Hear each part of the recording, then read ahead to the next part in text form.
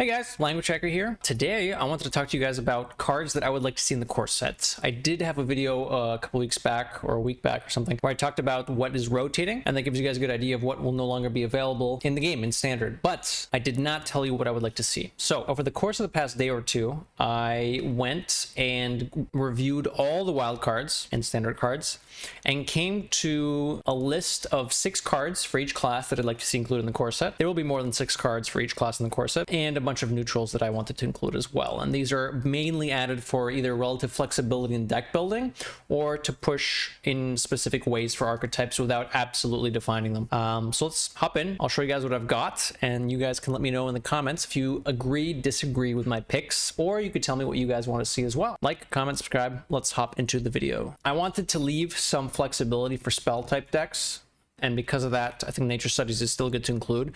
You'll notice over the course of going through these classes, I've included a lot of the studies cards because I think studies is honestly a flexible, good thing to have in the core set, just in general for all the classes. It gives you a sort of flexible thing to do on one that lets you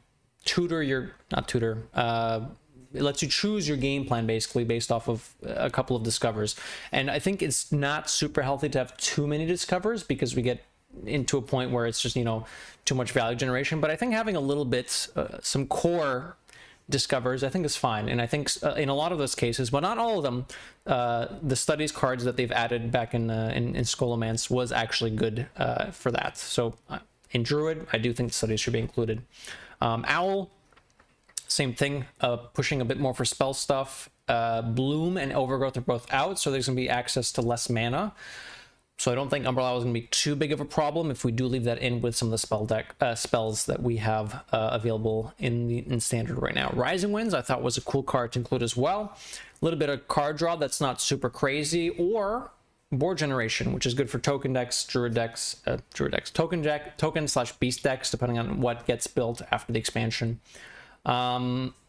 Otherwise, I also thought that it would be good to include a bit of ramp, but not toxic ramp. I don't think we need another overgrowth.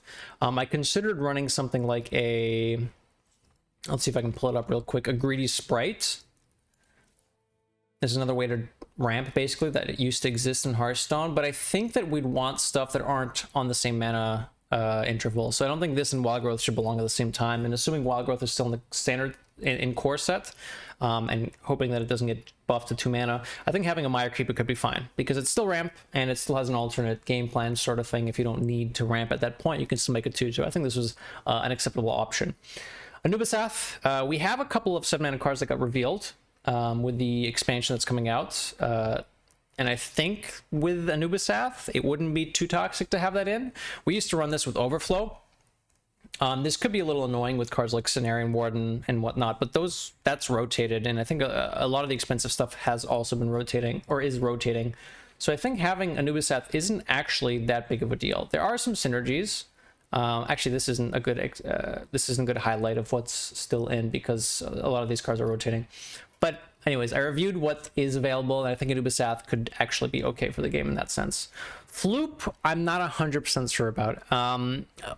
As a sort of context, I'm including 5 non-legendaries and 1 legendary for each class. I think the core set will have more than that. They'll have 16-ish cards, give or take. I think that's what they had last year available. That might change this year, but I just included a smaller function because it's really hard for me to develop or add cards to this core set I'm theorizing about, because I don't know what their game plan is over the course of the year, because they'll have more expansions and more synergies to keep in mind, and I don't have access to that information. So I thought I'd have a sort of leaner inclusion, which also limits how wrong I can be.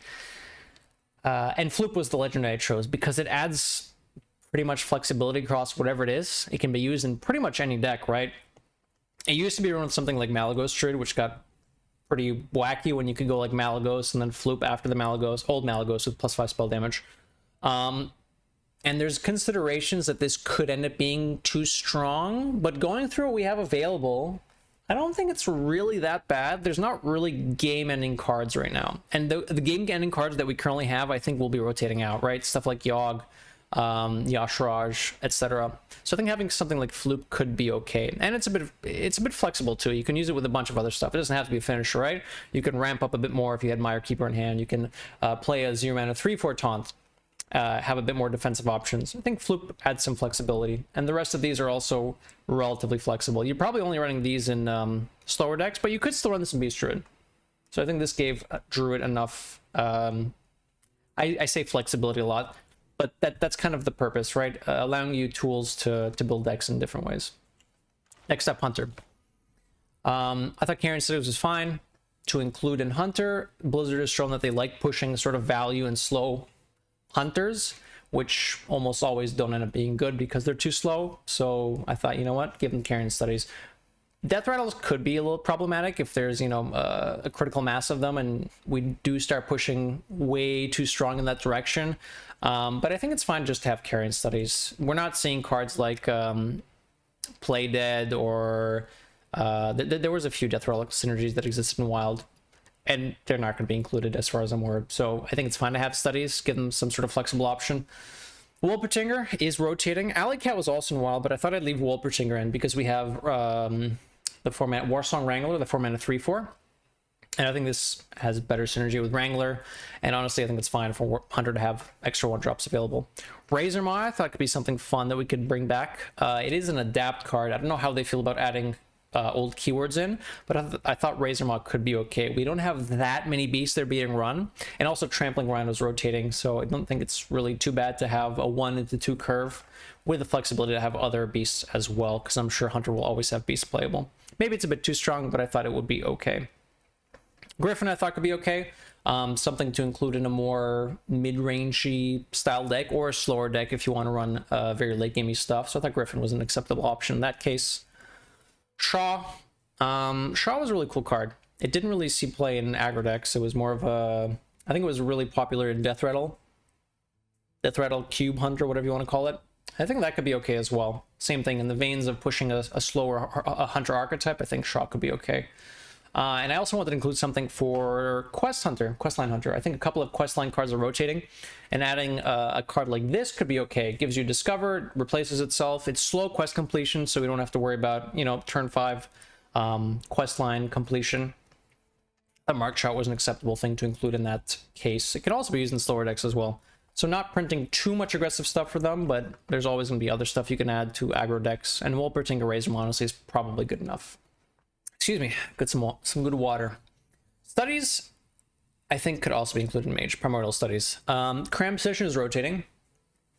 There's a consideration to leave that in as well. And this would also be a dual class card. So I don't know how they feel about including dual class cards, but they can kind of do whatever, really. So I don't see why not, honestly. I think Studies is probably fine for the same reason, adding a bit more flexibility in what you're trying to do with your game plan. There's not really too much synergy with spell damage right now, but I think just having, you know, flexible stuff is good. I'm going to sound like a broken record saying that, honestly. Other cards I thought were kind of cool to add. They are seeming to push Mech Mage a bit more, and I thought Blast Mage could be reasonable to come back as. I remember this card being super annoying back in the day, but it should probably be fine in, you know, existing Mage. I thought some hero power support could be okay. Pyromaniac and Arcane Amplifier. Maybe both of them shouldn't be included, but I think one of these probably could be fine. Maybe even both, honestly, depending on what kind of decks, what these kind of decks look like. I included Reno. My philosophy on the Highlander stuff is that I probably don't think it's a good idea to have them included in the core set. And once we get to neutrals, I'll show you that I have not included any of the other Highlander cards, but I think it could be okay to have maybe some class-specific ones available. Reno the Relicologist at this point is honestly not that insane. As far, I mean, it's pretty busted still, but I don't know. I think trying that might be okay. Maybe not early on in the expand. This is kind of the weird thing about the core set, which is why it's very difficult to come up with these cards. Reno might be incredibly not as good right now at the start of the cycle because of lack of good cards available in general. So you might not be able to make a Highlander deck that actually is cohesive enough. But once we get throughout the year into the later expansions, this card will just become really good if you only include the good cards from each set. So Highlander cards are kind of interesting to include. Next up, Paladin. I didn't include too... Actually, I can talk a bit more about this. I didn't include a bunch of big spell support. There were cards I could have included, like Arcane Artificer, or add some other stuff back in, like Fireland's Portal, or... where's the other card I was considering? Power of Creation. But I feel like there's enough big spell synergy right now that we don't need even more of it. Like if we add more cards like this, it just makes Deepwater Evoker more consistent, or adding Arcane Artificer means that you have even more survivability. I think it's in a good place now where you can do some big spell stuff and it's kind of cool, but I don't think we want to push it to the point where the archetype's just insane. So I opted to leave some of those cards out. Paladin was difficult because with the Librams rotating, almost all of the Paladin cards are pretty bad. Like really bad. Just awful. Which pushes Paladin in the control type direction because there's not really enough good aggro tools to run, or you run like a kind of meh aggro type deck and you just throw in as many buff cards as you can. Some buff cards are rotating. Blessing of Authority notably is out, so buff Paladin loses some oomph in terms of, you know, girthiness, but there are some buffs still available. Noble Mount's still going to be in. I think Avenge might still be... Avenge might be core set. They might not keep that around or not. There is still some secret synergies. Northwatch Commander's still in. I think the Sword of the Fallen is still in, and they can choose to include some other secrets in to push that a bit as a sort of mid-range archetype. So there is some thoughts to having that, but I wasn't sure what to include for that. Maybe Desperate Measures, maybe they bring back some of the secrets that have rotated. Hard to tell exactly because that's a whole package, but I thought flexibility wise we could include a bunch of these cards. Hydrologist seems fine. You can run a lot of decks, can be value oriented, temp oriented. Cult Adventure is kind of interesting. It can push a big Paladin archetype, something like a Vandar Paladin. You can run Cult Adventure, which always draws you Vandar, and then you have your big stuff after that. I think big Paladin loses Commencement, so there's going to be fewer available, you know, big support cards in Paladin, if any at all. I think Duel already rotated, so this could push that if they want to add some more of that into it. I think Cavalry Horn is still in, so there are some ways to cheat big mins out. Muster for Battle, I went back and forth on a little bit. I don't think it's too strong right now. It would be strong, but I think Paladin loses so many reasonable tools that it's okay for them to have something like Muster for Battle, just to kind of bridge the early game turns. Keeper of Uldaman seemed okay, kind of flexible. You can run in an aggressive deck or in a slower deck too to kind of use it as an answer. Shrink Ray I want to include as well. I don't think there's quite enough tools available for a control Paladin to exist, so I thought having something like a Shrink Ray to add to that a little bit could be useful. And Rag is not really a finisher, but some sort of a stabilization tool that can end up winning the game if it doesn't get answered. Paladin was a tough one. I'm not super happy about the cards I picked here, but I honestly could not find enough cards that were useful enough. So I think Paladin's going to need a lot of support with the cards that are currently being printed in the upcoming sets. Priest. Priest was interesting. Chat did not have fun with me while I was talking about these cards. But again, I tried to add flexibility. Renew is rotating. Renew is probably one of the strongest cards we've ever seen Priest have, ever. In terms of its flexibility. I think this was run in every single deck that could run it. It wasn't run in Shadow Priest because you're not allowed to run holy spells. But otherwise, I think Renew saw play like everywhere. I think leaving Renew in is okay. Now, as a sort of preface, Nazmani Bloodweaver is out. Sethic Veilweaver is out. So generation and mana discounts are quite reduced. Palm Reading is also out. They're rotating with the upcoming expansion. So a lot of the cards that make these cards very upsetting are out, which means that you could still have, based on what I have here, some sort of combo type deck where you get a miracle type Priest, but it would be really, really slow because Radiant Elemental plus Lyra is a combo, but it's incredibly slow. And on top of that, you're not really going infinite with it because there are a lot of expensive spells in Priest that don't actually let you recycle off of them. With Nazmani, you had a bit of leeway there because with enough Nazmani... Also, Gift of Luminance is leaving too. It's another note. You can't copy Radiance. So with the mana discount kind of going away, I think it's okay to bring back something like Radiant Elemental because it's not going to give them an illegal type of deck. It just gives them maybe a sort of tempo deck where they have a bit of extra value with Lyra. Thoughtsteal, I'm not 100% certain about. I think in general it's okay to have something like this if we don't go too far into the control archetype because there's not that many control tools available. And in general, Thoughtsteal's not really useful against most decks because most decks' game plans are going to be quite different than yours. It's not like Classic where Thoughtsteal just gave you, another rag that you could win with. Generally, your opponent's game plan will be different enough that you don't want to be doing it. You might still do some of the stuff that they have in their deck, but I don't think it'll be quite as powerful. So I think having something like Thoughtsteal is okay. Potion of Madness, a bit of early game removal tools. Maybe this becomes a bit too toxic. This one I wasn't sure about, but I was kind of okay with the rest of these. Shadow Essence was something I talked about a lot as well. We don't currently have res effects in Priest. Actually, let me rephrase that. We have Amulet of the Undying, or Amulet of Undying, but Amulet of Undying is really, really slow. We don't have cheap ways like Resurrect or Eternal Servitude that does exist in Wild. So I thought having something like Shadow Essence could be a way to push some Death Rattle support without being too toxic, because a lot of the Death Rattles that we're running right now are about 6 mana in that deck anyways. So having 6 mana summon something from your deck, which is a 5/5 as well, that could be okay. It'll be annoying, but I don't think it'll be quite as annoying as it used to be when we did have the res cards available. So I think having something like Shadow Essence to help push that archetype could be okay as well. Maybe it ends up being a little weird as more stuff gets released over the year, or if they had the idea of adding more res cards, but I didn't think this was too toxic of an idea. Maybe this stuff is a bit too toxic, and I think some people might disagree with me including these, but I think something like this could be okay in Priest. Once again, if you want to yell at me, comment section is below. Okay, we're halfway through. I've been talking a lot. I need some more water. Oh boy. Rogue. I hate Rogue. I absolutely hate Rogue as a class. Rogue has always been illegal. It's always been doing incredibly annoying, stupid stuff that I absolutely hate. However, I didn't want to completely gut it. I added some cards here that add some flexibility. Foxy Fraud and Swindle are both rotating. I think keeping this sort of package in Rogue is okay. I don't think that's especially unhealthy. I think having Swindle as card draw is okay. I think having Foxy Fraud as a combo activator is still okay. It's strong, but I think it's okay. Mistress, I thought I'd leave in as an early game sort of tool. Aggro Rogue doesn't really exist, and I don't think it might get pushed anyways, but I think having some sort of cheap way to do stuff is fine, and Mistress does allow you a little bit of leeway there. Blinkfox I thought was fine, just include as a minion that kind of replaces itself, still play for tempo.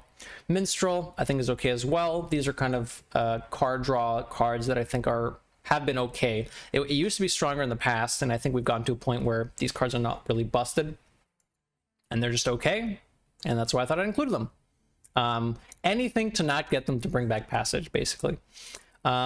Flick. I think Flick was okay too. This was legendary I settled on.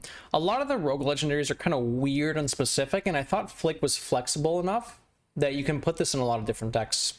You can put it in an aggro deck as a way to get through a taunt or destroy key tools that your opponent has.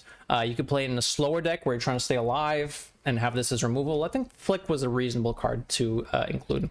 Now these cards aren't really that exciting and flashy, but the tool set seems acceptable, I'd say. Shaman was interesting. There's notably, as a preface, Instructor Fireheart I believe is rotating, and Fireheart was an incredibly good flexible card, and I kind of wanted to include this, and maybe you could include it as well, but I owe Shudderwock a great deal of money, so I have to include Shudderwock. I think Shudderwock was an incredibly cool inclusion.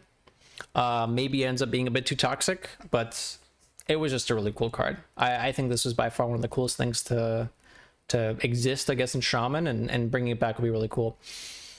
Together with that, I think Invocation was nice. Add some flexibility. Shaman can be built in a couple different ways, and I think having this flexibility is acceptable in either more aggressive decks or even in slower decks with like Shudderwock.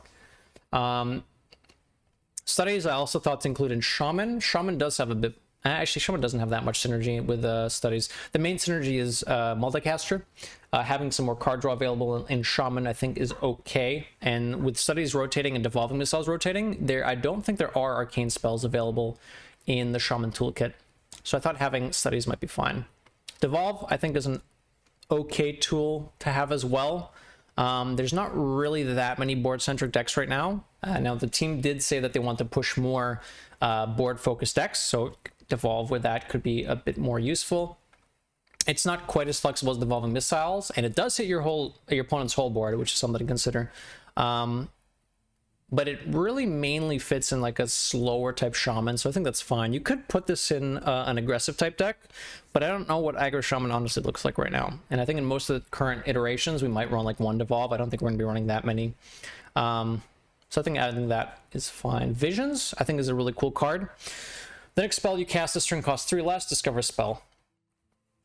This adds for some flexibility. I think it's a reasonable discover. You don't always get the full discount available from this. This is generally used best when you're trying to use another card in your hand at the same time, and then bank the discount, or like use the discount, get the other card, and then use the discover. It's a bit harder to YOLO because unless you're looking for a specific card that you know how much mana is required for, it's a little difficult to use, because if you use this on turn 3 and you're looking for like a volcano, that's not going to work because the discount only applies for this turn. So I thought Visions was fine. My only what's the word I'm looking for? Concern. My concern with this is that if we add too many school spells, Shaman gets a little scary with multicaster. I think it's fine though. Burn Shaman loses, I think, a little bit of stuff with this expansion, mainly Bloom. So I think it's okay to give them some card draw. Maybe, maybe not. Thunderhead's a pretty cool card, pretty flexible. 4/3/6 stat line is not that toxic. Bloom is rotating, so we don't have to worry about that being an issue. We don't have a 0 mana overload card, so I think this is like a reasonable card to include. And yeah, Shudderwalk is just Shudderwalk, the nuts. Yeah. 2 more classes and then neutrals. All right, Warlock. I went through a bunch of Warlock cards, and I struggled to find enough flexible stuff. I think Demonic Studies is fine. Same thing. This can be used in aggressive decks or slower type decks. There's not that many big demons available, so you can't get too much value off of Demonic Studies. There are a couple of things that exist, but I think a lot of them are rotating. Like, which was the like Enhanced Dreadlord, for example, is rotating out. They could consider leaving some big stuff in. I think Mooric Forge Fiend still stays in. But otherwise, it gives you some flexible way to spend mana throughout the course of the game. I thought Librarian was kind of okay. This might be a bit too strong with Questline Warlock, but honestly, Questline Warlock's fallen off a little bit. So I don't think it's the end of the world to have this. Also, they lose Flesh Giant, which kind of reduces some of the problems that Librarian would add. And this is a good card to include in aggressive type decks. I thought Solarium was useful to include as well as a legendary. A lot of the other legendaries in Warlocks in Wild or either too specific or I thought too strong. And I thought Solarium was something that you could use in a variety of decks, and that's why I included it. Obviously, the aggro toolkit loves this because they can play Solarium when they're out of cards and then just dump the 3 cards.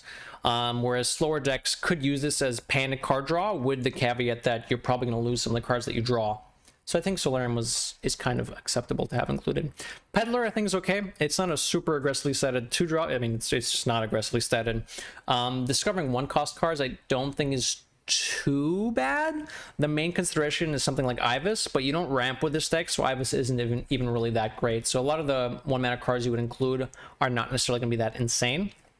And there are enough not good 1-drops that I think it's okay to have something like this with some flexibility. Sometimes you get like a coil or something else that, I mean, depending on what else is available in the set, something like a Curse of Agony you could do, which could be fun. Another Demonic Studies. Add some flexibility without being, I think, too toxic. Imp Gang Boss adds a nice demon to be aggressive with. Could still be used in something like a mid-range deck. Probably not in a slow deck, though, because it just doesn't really do what you want. It's not really win condition, or I don't know. There's probably better defensive cards you can find. So this is more specific for aggressive type decks. Dreadlord I thought could fit in both. Yeah, Warlock was hard. There's just so many cards here that are either like way too strong or just not strong enough at all. So I was trying to find stuff that was useful but not illegal. And I think this is acceptable? Question mark. Godfrey was a consideration as a legendary, but I thought Godfrey was too strong. I don't know. Maybe Godfrey's too slow at this point. Okay. Warrior. Warrior was also hard. A lot of control tools for Warrior are very specifically built for metas. And it's hard for me to include removal tools that I can't really tailor for the meta they have built for us, I guess, over the following year. So I don't know really in terms of removal what I should be including. So I thought I'd add some flexibility in that and just say whatever. They'll figure out the specific cards that they need to use.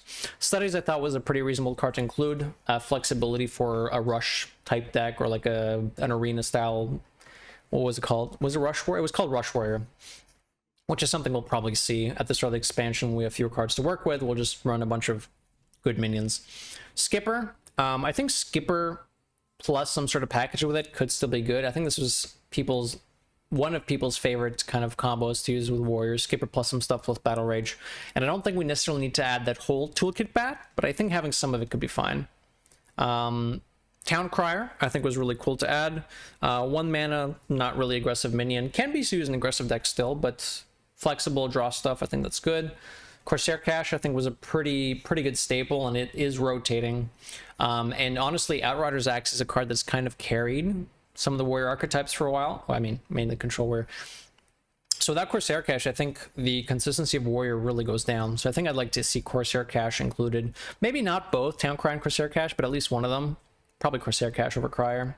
Bulwark is also leaving, which reduces some of the efficacy of Corsair Cache, but I think that's fine. I think something like Super Collider could be nice. Super Collider is a pretty slow tool. It doesn't really help. I mean, it does help against aggro decks, but it takes a while to get online, so I don't think that's that bad. It would also kind of mess up the Corsair Cache pool if you're running something like Outrider's Axe and Super Collider, so I don't think it's too bad to have this included. And I want to add Malkrok as a sort of finisher. It doesn't really close out the game that often, but it's a chunkier minion that gives you a weapon that you can kind of use at that point. And depending on what the weapon pool is, it could be pretty, you know, variance heavy, right? Sometimes you get a Gorehell, you hit your opponent in the head. Sometimes you get a Super Collider, and it becomes a little bit worse. And this could be something that's running Control Warrior, or probably not Pyre, like Questline Warrior, but some sort of mid-rangey type warrior. Thought this lets you kind of build in a few different ways. All right, finally. Now, Demon Hunter is a bit complicated. I talked about this in the previous video as well. Demon Hunter came out at the start of the year, of which all of these rotating cards came out at. So the entire year of cards that are rotating were cards that Demon Hunter had just gotten at that point. That's the year that Demon Hunter came out. So this rotation, per se, really screws over Demon Hunter, and because of that, they'd be losing like half-ish or over half of their cards. So because of that, I think they're probably going to bring a lot of those cards back into the Demon Hunter core set, or they're going to be bringing back, or not bringing back, adding extra cards during this expansion for Demon Hunter. I think it's more likely they'll just add more cards to the Demon Hunter set, or they'll like move some of the cards from the old sets to the Demon Hunter Initiate set, I think it's called, which is their like, these are the Demon Hunter tools, because Demon Hunter will be losing like Spectral Sight, Skull, Expendables, like so many cards that are basically like Glide. They lose so many cards that are actually integral to their game plan that I think they have to include some of those back. I went back and forth a little bit on the cards that I'd like to see in Demon Hunter, and I have no idea where to start. Because I think Studies is a good one to include, Illidari Studies, but after that, it really depends on what they're kind of what they want to push. I think you do need to allow some card draw because they lose a lot of card draw, but I can't really speak to what card draw would be good, because what card draw is good really depends on what they want to be viable. Something like Spectral Sight is probably flexible enough to include, but Skull might be a bit too good if they are adding more combo tools, and it might be a little too poopy if they're not adding combo tool. I mean, Skull's still going to be good, but I don't want it to be too good, and I imagine they might not want that as well. So I have no idea where to start on Demon Hunter, which is why I excluded that. So instead, in Demon Hunter here, we have the neutral cards. There are 20 here. I went through all the wild cards. There are a lot of Hearthstone cards, by the way. I went through all the wild cards and came up with these 20 cards. I wanted to include a reasonable amount of disruption. I wanted to include some defensive options, some offensive, like aggressive options. I didn't want to include win conditions, but I thought having some sort of finisher type stuff could be okay. And as I go through, I'll try to explain what each accomplishes. Mechru, it looks like they are pushing mechs a little bit in this expansion. Mechru seems fine. Aggressive option, not really that toxic, kind of like a Mermy or an Argent Squire. Mistress, defensive option, 1-drop, put for the board. Excuse me. Tour Guide. Tour Guide didn't see play in a crazy amount of decks. It would still be run in some decks nowadays, and I think Tour Guide would be an acceptable option to include as well. Mainly it would be in Warlocks, maybe in some aggressive style mages, but probably not, like hero power mages that want to vomit more stuff on the board. And there was one other class that I thought this would be okay in, but I can't remember what it is now. Anyways, Neophyte. A lot of people said they wanted to see Lotheb. I thought a lot about it, and I decided that Loatheb, I think, is a little too strong. When there aren't that many tools available, and you have to rely on very specific spells or minions available that are added this expansion, I think Loatheb really just throws a wrench in game plans, and that was kind of the point. But I think at this point in time, Loatheb would just end games, and I don't think the game should be decided by we're on turn 5, 6, 7. Both players have kind of got a game plan going. One player plays Loatheb, and that immediately ends the game. I don't think that's necessarily healthy. I think it's okay to find ways to lock your opponent out and have disruption. I think Loatheb was a bit too far. I think Neophyte had kind of a similar effect in terms of the disruption, but it felt a bit more fair and a bit more flexible, right? You can play this on curve if you need to develop minions, or you can save it to disrupt an integral turn. And while, it still disrupts their plan, they're not completely screwed, right? Like if they're trying to OTK you on turn 7 and you play Neophyte, they're like, okay, I'll try to remove the board a little bit and then we'll go from there. They'll deviate, and this allows for a bit of back and forth. Whereas Loatheb is just like, I can't do anything this turn. I basically have to pass or develop a minion, and most minions probably wouldn't help in the situation where Loatheb is played. Yeah, so I think Neophyte is a better inclusion to have. I think Neophyte was rotating, if I'm not mistaken. Yeah. Dirty Rats. Dirty Rat I think is okay to include. There are a bunch of colossal minions being added, which inhibit Dirty Rat's efficiency or not efficiency. It basically makes it a lot harder to play Dirty Rat safely, right? Because your opponent could have a Colossal in their hand. So this allows for disruption against more combo style decks. Mutinous also has that disruption available, but it's kind of slow. And I don't think you can run Mutinous in that many decks. Maybe you can, but I think having one extra card would be okay. And Dirty Rat, I think, would be one of those cards. Maybe I'm wrong about this. Maybe Mutinous is enough, but I wouldn't mind seeing a bit more disruption in that sense. Wandmaker allowed for a lot of flexibility in the year that it came, in the 2 years that it came out. 2 years? 1 year? 2 years that it came out. And I think adding it as a tool that allows for flexibility would be pretty good. It might not be good to include this if you're also including all the studies cards, because then you just give way too much flexibility. But I'd either like to see the studies cards or Wandmakers, maybe not both. Next up, Albatross. I think Albatross was a pretty reasonable disruption card. We saw it for a while and it got played quite a bit. I think this is fine. I think this is non-toxic disruption. Slows down your opponent's game plan a little bit. 3/4/3 is not that scary. History buff. 3/3/4, nothing crazy, but gives you a tool to use in board-centric decks. I think it's reasonable to add a couple of tools that help that out. Living Dragon Breath, free Shaman is going to be around for at least another year. I think having a tech card like this could be reasonable. It's pretty useless against every other deck, but you can kind of warrant running a 3-mana 3/4. So I think this is a reasonable tech card. Could be a little toxic in tournament settings, but that's something you'll just have to consider if you want to bring freestyle Shamans. Zola. Slow value card. I imagine this will also get the Naga tag based on what we've seen released on Twitter and in release videos. I think this is an acceptable card to have as a value tool. It's quite slow. And the tool, the thing you want to copy can die a lot of the time if you tempo it out. So there's risk to that. Next up, Life Drinker. Again, this is a little cheeky because I think both of these were shown in reveal videos. But I think having some sort of non-crazy burn while also having some neutral heal is a good thing to include. And Life Drinker kind of fits that bill on both sides. Can be used aggressively or defensively. Shredder, I thought would be a good idea to bring back. Adds to the sort of mech theme. It was pretty good back in the day when it was printed, and I honestly think it would just be a fine inclusion right now as a sort of mid-rangey option. Next up, Shroom Brewer. Same thing, I wanted to have a couple of defensive options. It might not be good to have Mistress and Shroom and Life Drinker. Maybe it's a bit too much on the healing front. But it's definitely one of the cards to consider. I don't necessarily want all 20 of these cards to be included in the core set, but these are strong considerations I would want. Cards that I would strongly consider, I guess I would say. Twilight Drake seems fine. It's not really a dragon-themed deck or anything, but sort of mid-rangey threat that some decks can use. Not even all decks. It's actually kind of limited what decks can use this. It is historically strong in something like Warlock,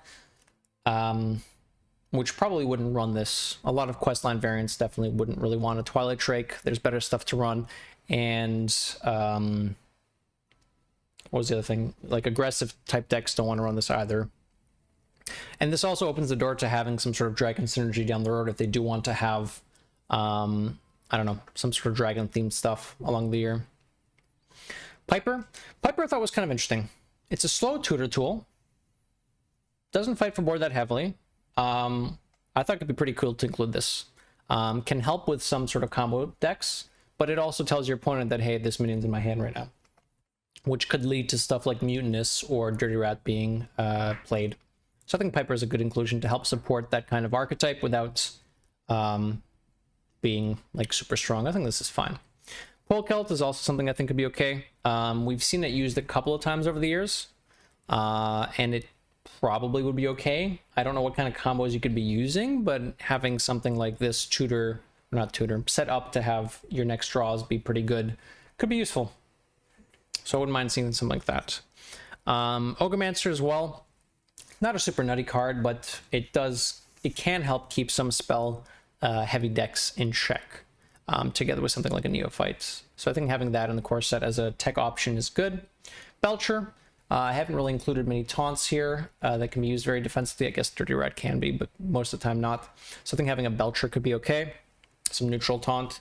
Mojo Master, a bit more disruption without it being completely destructive. Like if you do this to a combo deck, they're probably just gonna, okay, slow down for a bit, a few more turns, gives you time to try to smork them. Can be good to help against something like Druid that tries to ramp ahead of you, keeps that in check. Like let's say they play Goff ramp up and then you just slam a Mojo Master, that could be kind of cool. And finally, not a win condition, so to speak, but I thought having Boom in the neutral set, or the core set, wouldn't really be that bad, honestly, right? A lot of decks are much faster than this, decks that are trying to smork you, so this would kind of see playing mid-range decks, or something like a control finisher, right? I don't think Boom's that crazy compared to how it used to be. Boom used to be in like every single deck when it came out. I don't think it would see play in that many decks right now, but having an option as a finisher I think could be reasonable. Maybe not Boom, maybe something else, but I settled on picking Boom because it was kind of iconic, specifically with some of the mech packages as well. So that's the 20 cards I'd like to see in the neutral core sets. I've gone over all the class cards I'd like to see included as well. Again, as a reminder, there's going to be like 16 or more cards included in each of the class set, and I don't know how many in each specific class core set, and I'm not sure how many neutrals are going to be included. Probably more than, I mean, absolutely more than 20. However, hope you guys enjoyed the video. I will be doing another video at the core set once the core set finally gets released, and kind of go over what they've the Hearthstone team has included and compare it to what my, I don't know, I wouldn't call this a guesstimation because this is probably what I want to see in the set, not what I expect will be in the core set. But we can still compare this to what they end up having in the core set because I think that could be cool. If you like the video, don't forget to like, comment, subscribe.